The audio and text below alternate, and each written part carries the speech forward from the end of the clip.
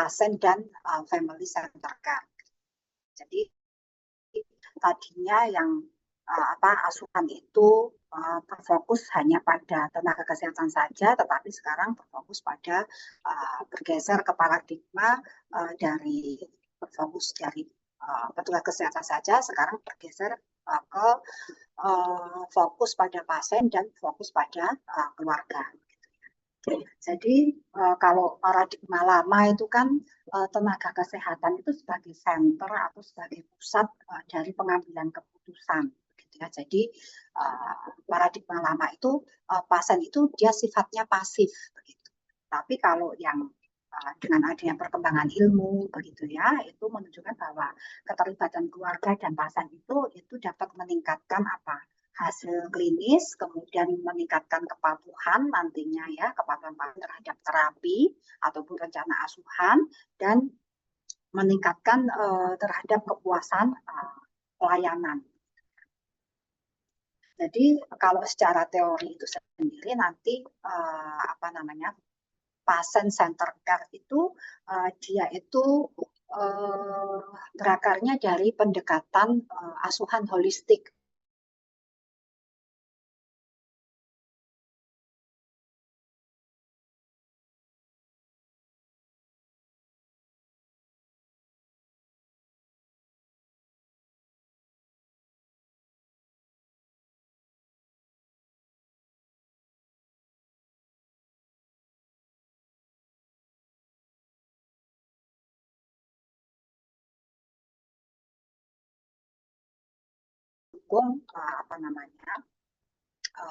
Family center care itu sebagai pendekatan yang lebih komprehensif dibandingkan dengan yang model konvensional tadi yang hanya berfokus pada tenaga kesehatan. Jadi latar belakangnya salah satunya tadi model pelayanan paternalistik, jadi yang dia hanya berpusat pada tenaga kesehatan, begitu ya. Jadi tenaga kesehatannya itu dominan, kemudian keluarga pasif, begitu ya. Tetapi nanti dampak yang ditimbulkan itu keluarganya tidak paham terhadap kondisi anak, begitu ya. Kemudian kepatuhannya rendah, kemudian kepercayaannya rendah, kemudian kepuasannya juga rendah. Kemudian dengan kondisi atau latar belakang model pelayanan paternalistik atau paradigma lama ini, dia memicu begitu ya untuk adanya FCC atau Family Center Care ini, yang dia akan merubah tadi dari senternya adalah tenaga kesehatan yang dominan, dia akan merubah menjadi kemitraan tenaga kesehatan dan keluarga. Jadi sama-sama antara tenaga kesehatan dan keluarga maupun pasien itu sama-sama dia sebagai pusat dari pelayanannya. Nah, kemudian yang latar belakangi yang lain itu ada faktor pemisahan ibu dan bayi, gitu ya. Karena zaman dulu itu yang paradigma lama itu bayi itu dirawat terpisah dari ibunya, sehingga dengan adanya rawat pisah itu menyebabkan apa? Menyebabkan ketika dievaluasi menyebabkan gangguan bonding, gitu ya, atau dilakukan penelitian itu mengakibatkan gangguan bonding, kemudian meningkatkan stres pada bayi dan ibu, kemudian meningkatkan risiko gangguan perkembangan. Karena apa? Tidak difasilitasi secara dini proses bonding antara ibu dan anak. Nah, kemudian solusinya dengan FCC itu ya dia akan mendorong tadi rawat gabung itu, sehingga kehadiran orang tuanya itu jelas begitu ya, sehingga nanti bonding itu lebih tercipta gitu ya, lebih dini terciptanya, sehingga keterikatan antara orang tua dan anak itu menjadi lebih lekat. Kemudian latar belakang lain munculnya FCC itu kurangnya perhatian pada aspek psikologis. Jadi pada paradigma lama itu petugas kesehatan hanya fokus pada kondisi fisik, gitu ya. Sehingga dampaknya apa ya? Banyaknya trauma hospitalisasi atau pada tingkat perawatan gitu ya.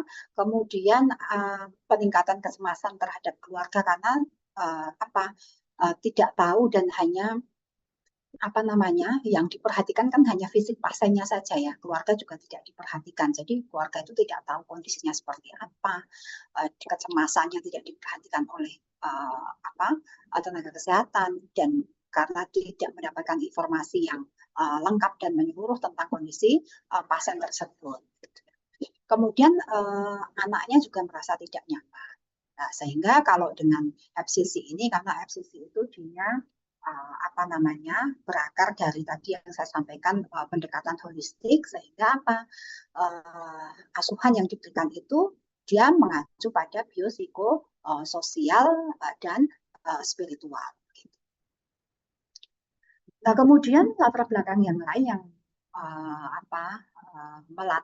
mendasari adanya FCC itu adalah adanya bukti ilmiah tentang bonding. Jadi adanya penelitian begitu ya yang menunjukkan pentingnya kedekatan antara orang tua dengan anaknya. Karena kalau tidak ada bonding itu tadi akan terjadi gangguan emosional dan kognitifnya begitu ya. Karena anak itu kan dia belajarnya ya dari orang terdekatnya begitu ya. Makanya tadi ada pelukan, ciuman, kata-kata yang bagus begitu ya, tanpa hukuman dan lain sebagainya. Ada kasih sayang dan cinta tadi yang distimulasi tadi, itu ya salah satunya untuk meningkatkan bonding.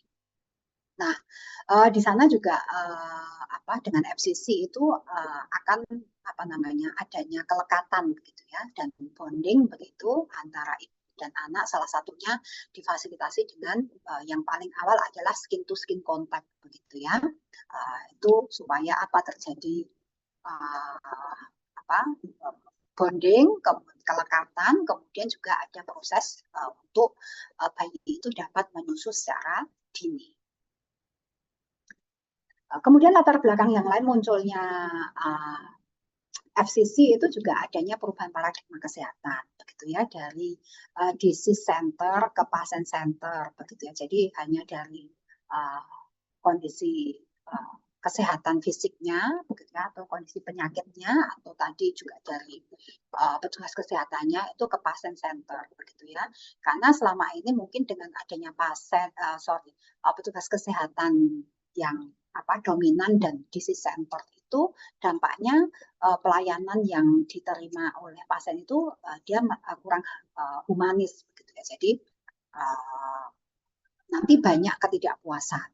Nah, dengan adanya FCC ini dia memberikan pendekatan humanistik begitu ya, yang berpusat pada keluarga dan pada pasien.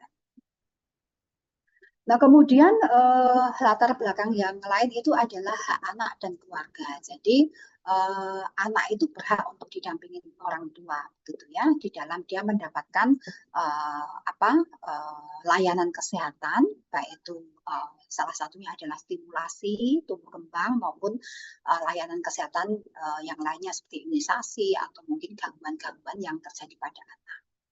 Nah, dampak yang ditimbulkan dengan adanya hak anak dan keluarga ini, adanya kalau hak anak tidak dipenuhi begitu ya untuk didampingi oleh orang tua itu, makanya nanti ada pelanggaran begitu ya. Kemudian karena di dalam FCC itu dia berbasis pada right based gitu ya, jadi right based care begitu ya, pada hak anak. Kemudian latar belakang yang lain ada dampak hospitalisasi anak. Jadi di sana itu lingkungan rumah sakit itu menakutkan begitu ya bagi anak. Karena ya namanya lingkungan rumah sakit pasti kan dari catnya saja, dari baunya dan lain sebagainya begitu ya, sehingga nanti bisa menimbulkan stres, takut maupun trauma pada anak. Sehingga dengan adanya FCC itu akan memberikan dukungan emosional dari keluarga itu terhadap anak, sehingga akan mengurangi stres, takut, dan trauma yang terjadi pada anak. Kemudian latar belakang yang lain adalah kebutuhan peningkatan kualitas pelayanan. Ya, jadi karena selama ini pelayanannya itu kurang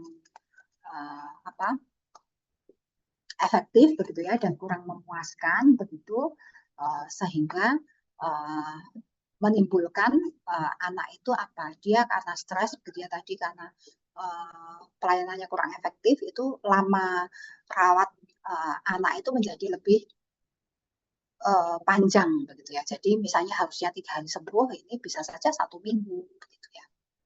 Sehingga outcome-nya itu kurang optimal. Sehingga dengan adanya FCC ini dia akan meningkatkan kualitas pelayanan dan kepuasan pasien. Kemudian latar belakang lain yang mendorong FCC ini adalah peran penting keluarga di dalam tumbuh kembang. Jadi karena anak itu dia sangat tergantung pada pengasuhnya begitu ya untuk melalui tumbuh dan kembangnya. Karena apa? Anak itu kan sosok yang dia bergantung 100%. Dia belum mempunyai kemandirian. Dia belum bisa menjalankan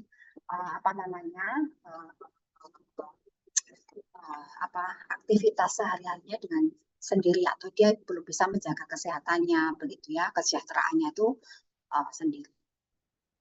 Sehingga kalau tanpa keterlibatan keluarga itu dapat mengakibatkan pertumbuhan maupun perkembangan anak itu menjadi tidak optimal. Sehingga dengan adanya FCC ini dia menekankan bahwa keluarga itu sebagai caregiver utama atau sebagai perawat utama begitu ya, yang dia mampu untuk merawat anaknya dan memfasilitasi tumbuh kembang itu secara optimal. Nah, itu latar belakangnya. Kemudian kalau secara neurobiologi, FCC ini bagaimana ya secara neurobiologi itu di sana di dalam anak itu dan ibu itu dia ada hormon-hormon ataupun juga ada neurotransmitter yang berperan begitu ya. Jadi ada nanti oksitosin begitu ya yang dia akan dilepaskan saat kontak kulit gitu ya, menyusui, kemudian ada interaksi ibu dan bayi, sehingga akan meningkatkan bonding dan rasa aman, sehingga dampaknya nanti anak itu dia akan ada regulasi stresnya itu berkembang dengan baik, kemudian perkembangan emosionalnya juga berkembang dengan baik, sehingga di sini di dalam FCC itu bisa memfasilitasi anak itu dia untuk bisa dilakukan IMD, skin to skin contact, kemudian ada rawat gabung begitu ya. Jadi untuk memfasilitasi secara neurobiologi itu dapat berjalan dengan baik. Kemudian di sana juga ada dopamin.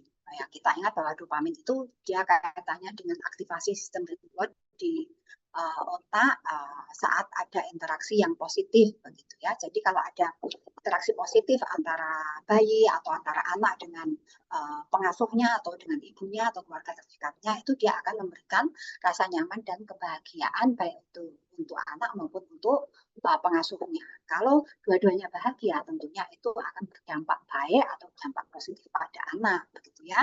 Jadi nanti akan meningkatkan motivasi dan interaksi sosial pada anak dan ibu itu, kemudian sebagai bentuk pembelajaran, sehingga nanti dapat mendorong interaksi yang positif atau bonding attachment yang baik begitu ya antara orang tua dan bayi.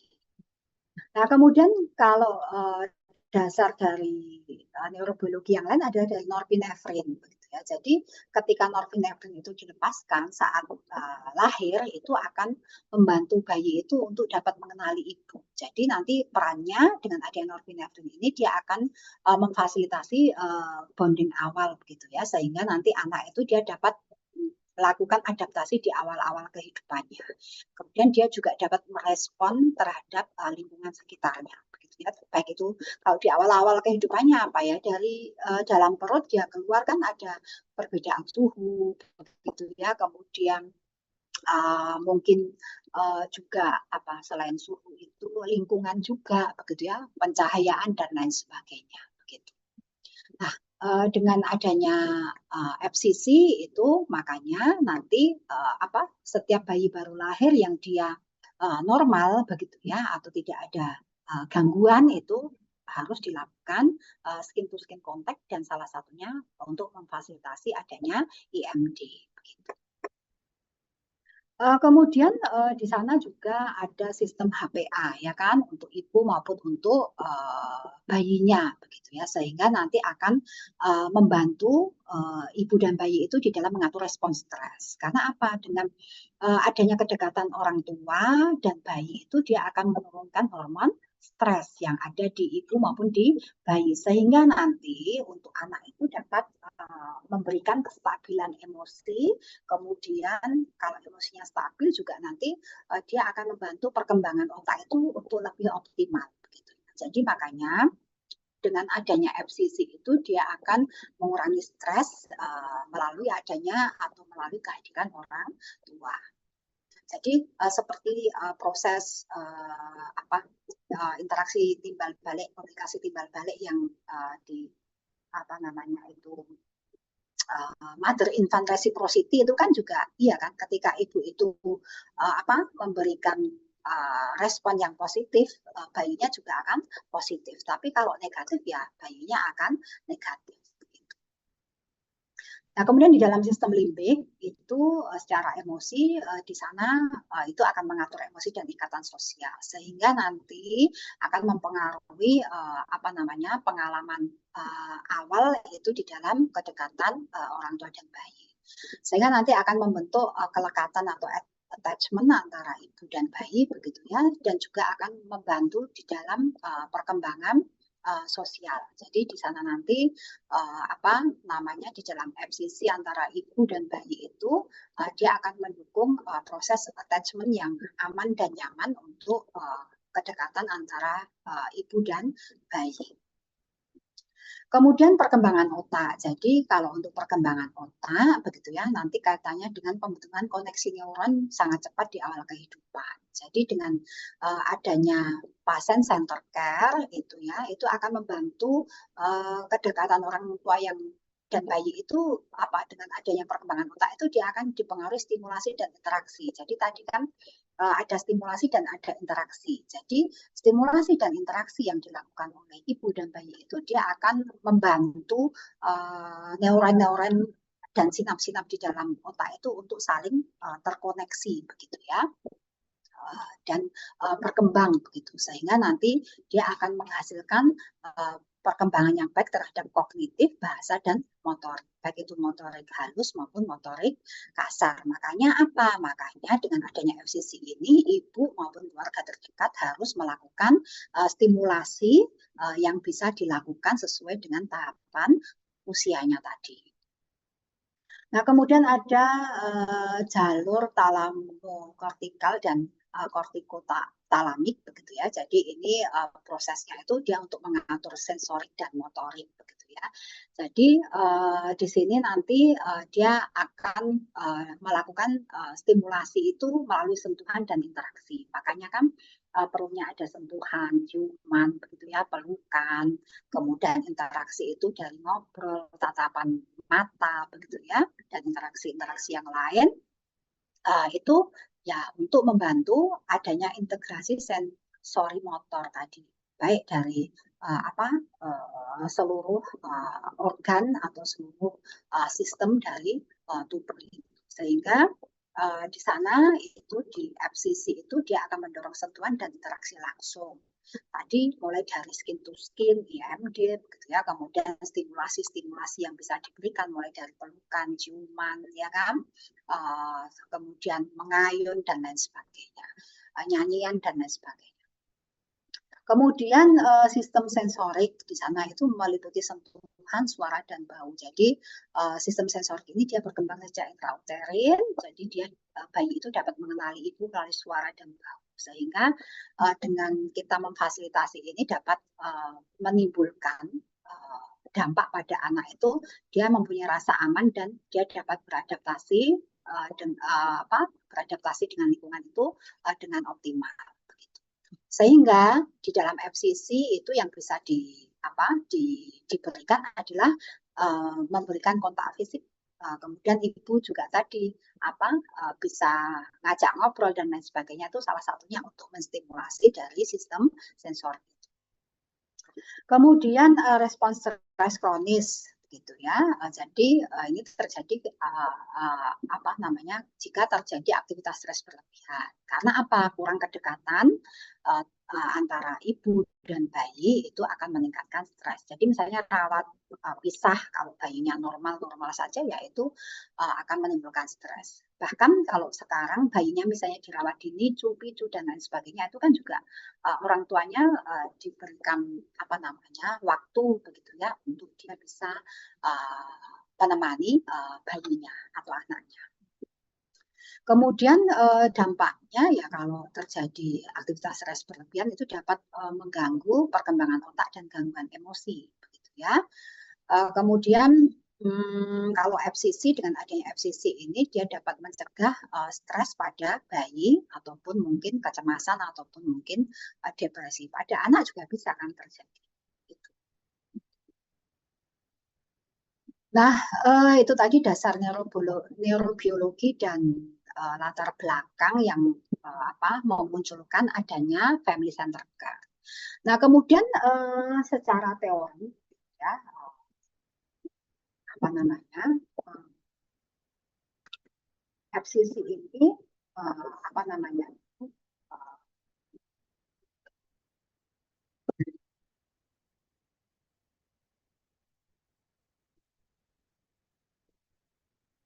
Jadi secara teori FCC itu muncul dari berbagai macam teori begitu ya. Jadi apa namanya secara teoritis kemudian nanti diwujudkan ke dalam bentuk praktis begitu ya. Karena mungkin itu juga didasari pada beberapa penelitian tadi begitu ya. Kemudian dan konsep teoritis kemudian juga di apa namanya dilakukan pendekatan praktis begitu ya yang dengan bukti yang lebih efektif dan efisien sehingga memunculkan adanya FCC ini. Jadi ada beberapa teori yang mendukung adanya family center care. Itu ada salah satunya adalah teori sistem keluarga atau family system theory yang mana Bowen ini dia menyatakan bahwa keluarga adalah satu sistem yang saling berinteraksi. Jadi di sini nanti perubahan satu anggota itu akan mempengaruhi seluruh sistem. Jadi misalnya di dalam relevansinya kaitannya dengan family center care itu bayi itu individu yang tidak dapat dipisahkan dari kondisi keluarga. Karena apa? Anak itu kan masih 100% ketergantungan gitu ya. Salah satu contohnya misalnya ibunya cemas ya dia akan mempengaruhi produksi ASI dan bonding pada ibu dan bayinya. Karena apa? Kalau ibunya cemas atau nanti berubah menjadi stres dan lain sebagainya, itu tentunya apa? Salah satunya hormon stres itu akan meningkat. Iya kan? Kalau kortisolnya meningkat, dia akan mempengaruhi produksi ASI dan juga akan mempengaruhi bonding attachment antara ibu dan bayinya.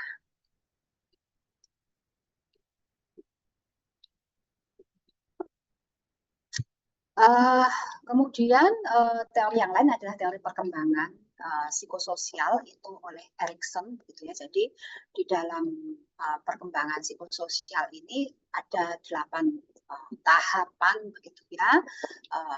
Jadi di dalam Erikson ini dia menyatakan bahwa perkembangan itu melalui tahapan psikososial. Jadi salah satunya itu ada di dalam bayi itu ada tahapan trust dan mistrust. Ya, percaya dan tidak percaya. Jadi di sini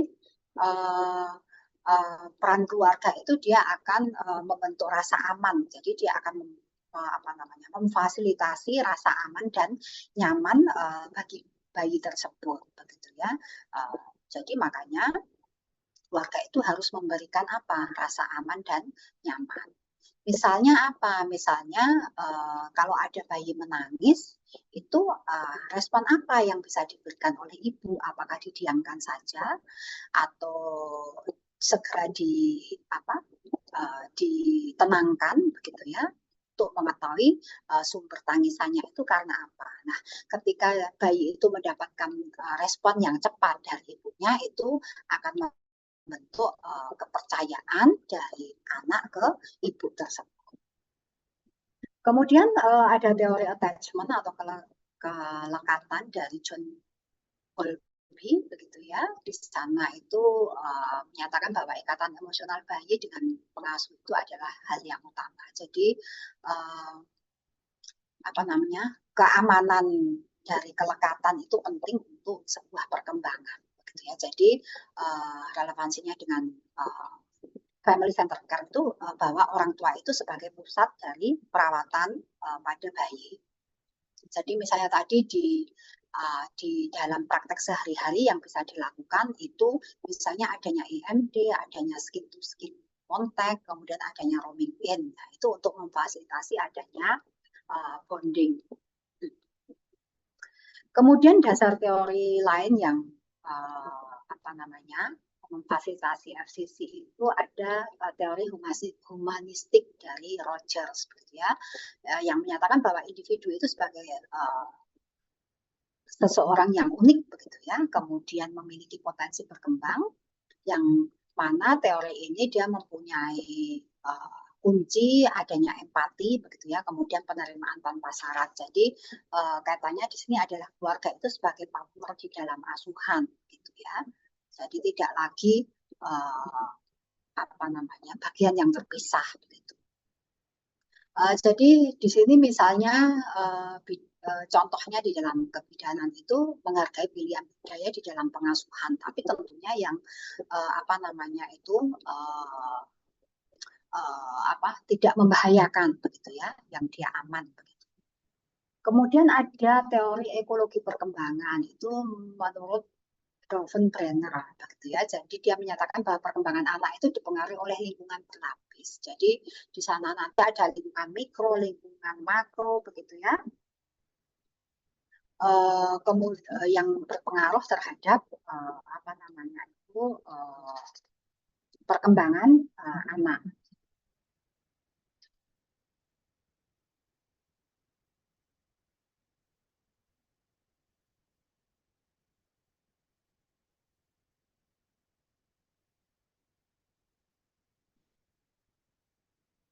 Nah, di sini di dalam teori ekologi ini kalau kaitannya dengan FCC itu bahwa keluarga itu adalah sebagai lingkungan utama anak, gitu ya. Jadi keluarga itu dia yang akan membentuk anak itu menjadi sesuatu, begitu ya, ke depannya. Tadi dengan stimulasi, begitu ya, yang berkelanjutan dan bertahap sesuai dengan usianya, itu dia apa namanya dapat memfasilitasi perkembangan anak itu lebih optimal, begitu ya, sehingga keluarga itu dia harus betul-betul apa namanya memperhatikan tumbuh kembang anak itu untuk lebih optimal dengan tadi melakukan stimulasi-stimulasi yang diperlukan. Kemudian ada teori caring dari Watson, begitu ya. Dia menyatakan bahwa caring itu sebagai inti pelayanan. Jadi di sini harus ada hubungan terapeutik dan empati, begitu ya. Jadi hubungan bidan dan keluarga itu sangat penting, begitu ya. Jadi bukan lagi hanya bidan dengan anaknya saja, tetapi juga bidan, anak dan keluarganya. Karena nanti untuk apa namanya memberikan asuhan itu kepada anak itu tentunya tidak ke anaknya langsung, tetapi melalui siapa? Ya melalui keluarganya, ya kan. Edukasi pasti disampaikan ke keluarganya, ya kan. Untuk memberikan dukungan emosional pasti disampaikannya ke keluarganya. Untuk memberikan asuhan apapun yang kaitannya dengan kesehatan dan kesejahteraan anak itu semuanya melibatkan keluarganya, begitu ya. Jadi edukasi nanti yang diberikan itu ya harus disesuaikan dengan kondisi dari pasien dan keluarga tersebut. Oke, sampai di sini ada yang ingin didiskusikan?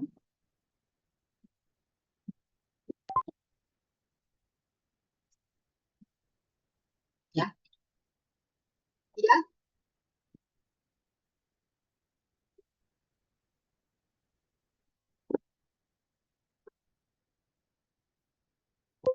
Oke, terus kita selesai 15.30. Ya, saya nggak masalah, cuman nanti kekurangan waktunya gimana? Atau saya perlu mengganti atau bagaimana? Atau dicukupkan?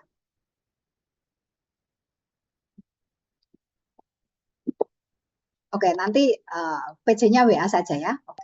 Oke, saya lanjutkan. Oke, kita lanjutkan. Oke, 15.30. Sebelum itu kita selesai. Oke, jadi konsep FCC sendiri itu adalah pendekatan asuhan begitu ya, yang dia berfokus pada keluarga sebagai pusat asuhan, kemudian menganggap orang tua itu sebagai mitra aktif dari tenaga kesehatan.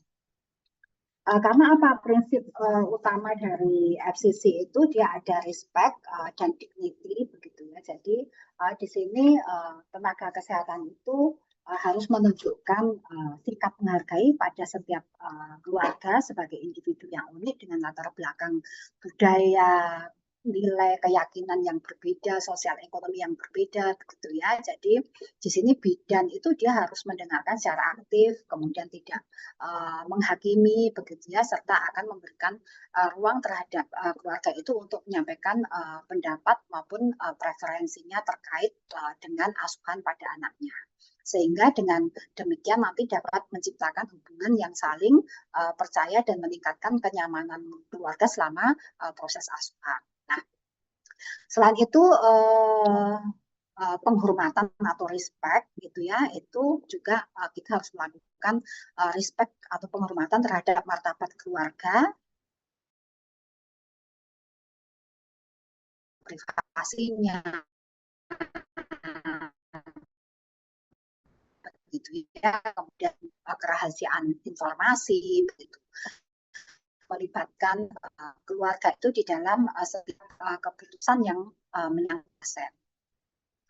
Dengan menghormati nilai dan pilihan pun hubungan terapeutik yang kuat begitu ya, sehingga nanti asuhan yang diberikan itu menjadi lebih efektif dan bermakna. Kemudian prinsip utama yang lain ada information sharing atau berbagi informasi begitu ya. Jadi di sini bidan harus memberikan informasi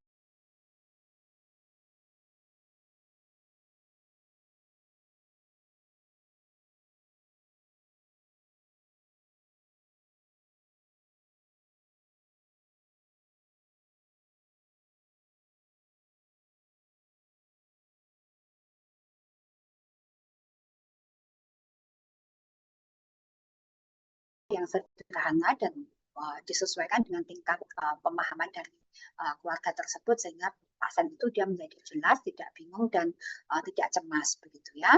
Kemudian komunikasi yang kita lakukan itu harus dua arah begitu ya. Jadi tidak hanya kita satu arah hanya berikan begitu, tapi juga harus ada komunikasi dua arah, yang mana keluarga itu harus diberikan kesempatan untuk bertanya dan mengklarifikasi informasi yang belum dipahami itu kepada keluarga.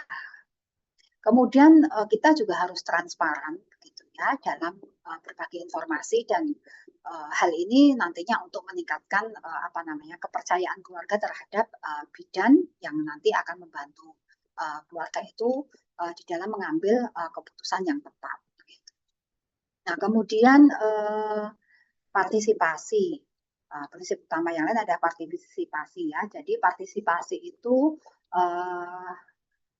memberikan kesempatan. Kita memberikan kesempatan kepada keluarga untuk terlibat begitu ya secara aktif di dalam memberikan asuhan kepada anaknya itu sesuai dengan kemampuan dan keinginan mereka begitu ya. Jadi bidan itu kita harus mengidentifikasi peran yang dapat dilakukan oleh keluarga begitu ya, kaitannya misalnya dengan pendampingan, kemudian dengan membantu asuhan dasar, kemudian untuk memberikan dukungan emosional begitu ya.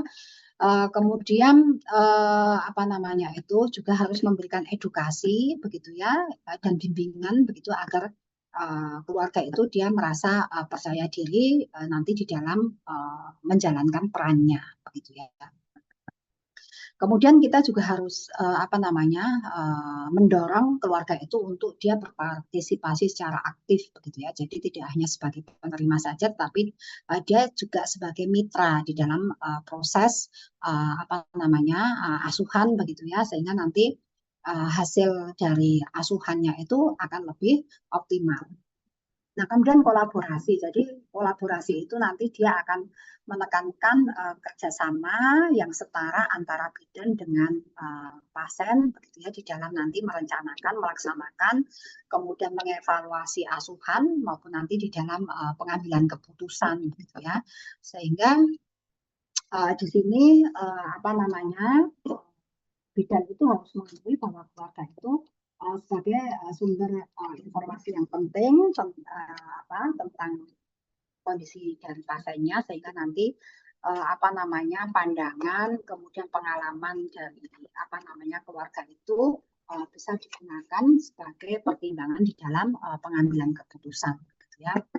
Dan tentunya di dalam kolaborasi ini itu juga harus melibatkan koordinasi, begitu ya, antar tenaga kesehatan yang nanti digunakan untuk memastikan, begitu ya, pelayanan itu diberikan secara komprehensif dan berkesinambungan.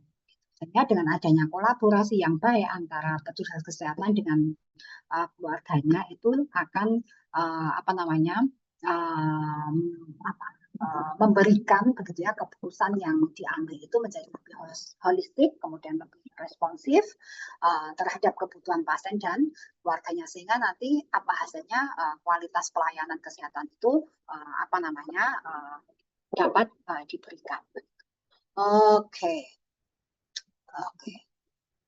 Mungkin sampai di sini nanti berarti saya ada kekurangan waktu ya, karena tidak bisa jadi nanti kekurangan waktunya saya hitung nanti PJ-nya silahkan kapan waktunya untuk saya bisa menyampaikan kekurangannya. Kita di sini sampai dengan prinsip utama, begitu ya. Untuk pertemuan kali ini saya akhiri sampai di sini, begitu. Nanti tolong PJ-nya menghubungi saya, gitu ya, untuk kekurangan waktunya. Oke. Baiklah, saya cukupkan sampai di sini pertemuan kali ini. Kita akan sambung lagi nanti sesuai dengan waktu yang Anda punyai, begitu. Kita berkait kapan waktu yang bisa. Oke, terima kasih atas perhatiannya. Mohon maaf atas kekurangannya. Selamat sore, salam dan selamat melanjutkan aktivitasnya. Saya akhiri. Assalamualaikum warahmatullahi wabarakatuh.